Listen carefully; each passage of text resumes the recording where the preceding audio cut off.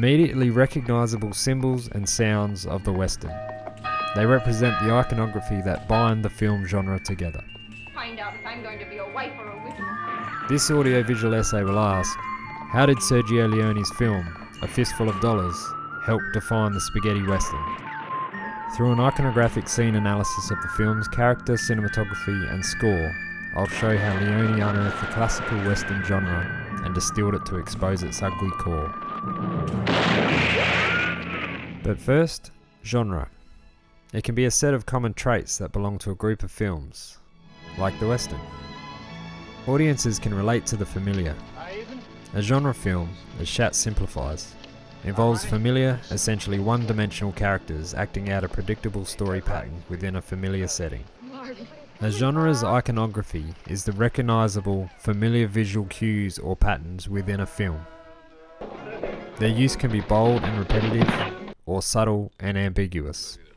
It's very simple, Will. In a single shot, iconography can communicate to the audience. Iconography provides genres with a visual shorthand for conveying information and meaning succinctly. It can help shape a genre's form and be used as a tool for critical analysis. The Hollywood Western gained popularity in the 1940s and 50s. Some might say a mythical version of American history. The male hero gunman had good moral value, protecting the town or society. Drawing last, the hero is the fastest gunslinger, and the resolution is usually brutal violence. In the final showdown, the duel or shootout, iconic cinematography can include wide-angle shots, the bird's eye view, the ground level shot, the cowboy shot, as defined by the Western, and don't forget the close-up to build tension. Iconic sounds of the Western include gunshots, horse hooves, church bells, whips. Instruments like the harmonica, banjo or piano were played in scenes. The drama was often supported by a traditional orchestral soundtrack. With its popularity waning in the 1950s, the Hollywood Western saw a variation and a darkening of moral value. This is where Sergio Leone comes to town, directing A Fistful of Dollars in 1964. The Italian filmmaker set out to shift the way the Western genre and its classical iconography were perceived. Here we see an unfertile, bleak and isolated landscape. The man with no name is riding a mule. His clothes are dirty and he's wearing a poncho. The rundown town is not a beacon for hope. Death is a likely outcome for many.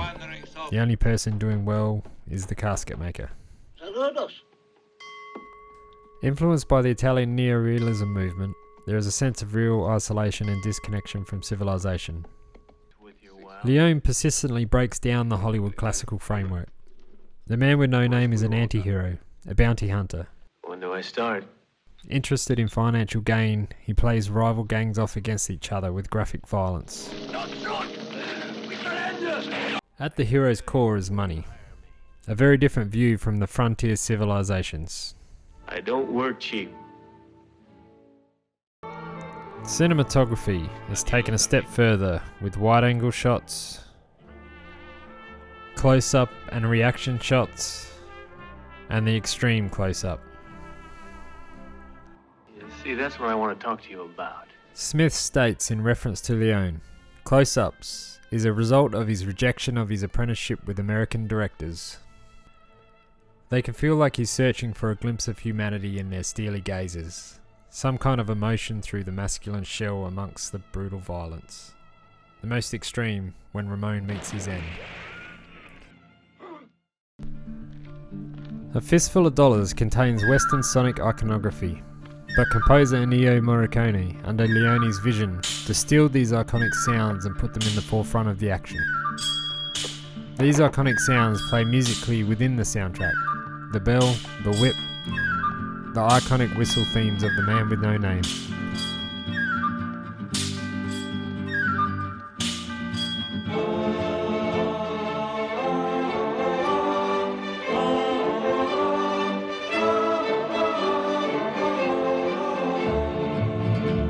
A Fistful of Dollars and its iconography of a mold-breaking hero, extreme close-ups, and that sound is just some of the ways that Leone changed the Western film genre for the better.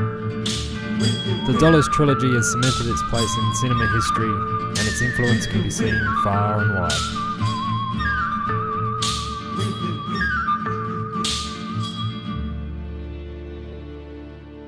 So long.